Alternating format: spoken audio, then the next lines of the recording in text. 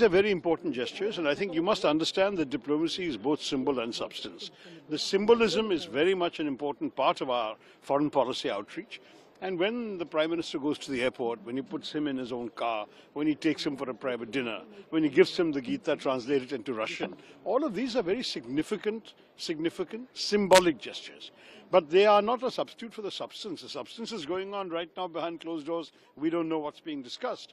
But I have no doubt that it's a very important signal of continuity in an important relationship we've had with Russia for a very long time. And that this continuity will certainly be apparent when the decisions come out at the conclusion of the visit. Today is the full day of the visit. I think by the end of the day we'll know what has come out of Mr. Putin's arrival. I'm convinced that defense is going to be an important part of it, but other areas will also be covered.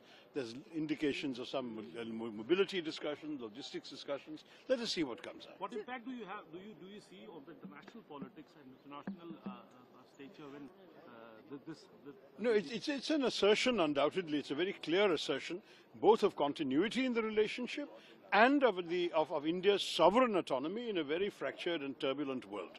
We have the right to decide for ourselves who we meet without it necessarily being seen as in any way connected to any other country's relationship.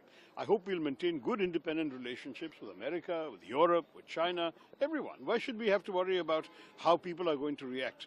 This is a relationship in its own right, and we deal with that by itself. Sir, Rahul Gandhi says that the leader of opposition are... No, I've already stated my view yesterday that in a democracy it is a healthy practice for meetings wherever possible to be arranged with the leader of the opposition as well. I think when we go to a democratic country, we should also, that is we being our government, should also be in touch with the opposition.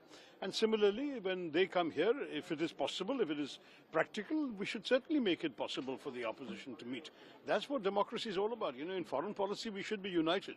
We have only Indian interests at heart for all of us. We all stand for India.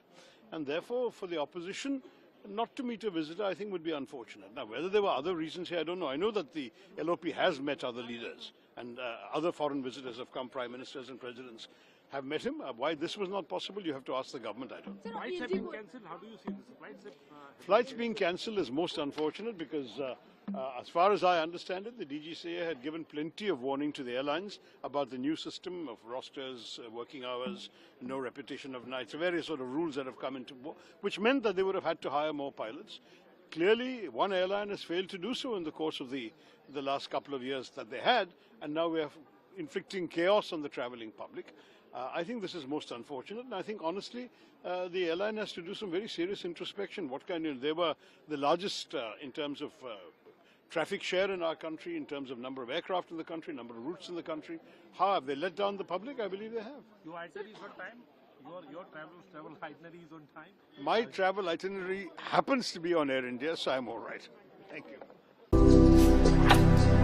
भारतर एकमात्र परीक्षित बायोसार पृथ्वी pro माटी को रखे सुस्थ दिए नुआ जीवन धान पनीपरिबा और डाली जातीय फसल पाई लाभदायक अमल बढ़ाए रोग कमाए आज ही जमी रे प्रयोग करंतु जोगाजोग पाई 9937054201 नंबर को डायल करंतु आम सह जोड़ी हेबा पाई आमको लाइक फॉलो और सब्सक्राइब करंतु अधिक अपडेट पाई विजिट करंतु आम वेबसाइट thequiver.in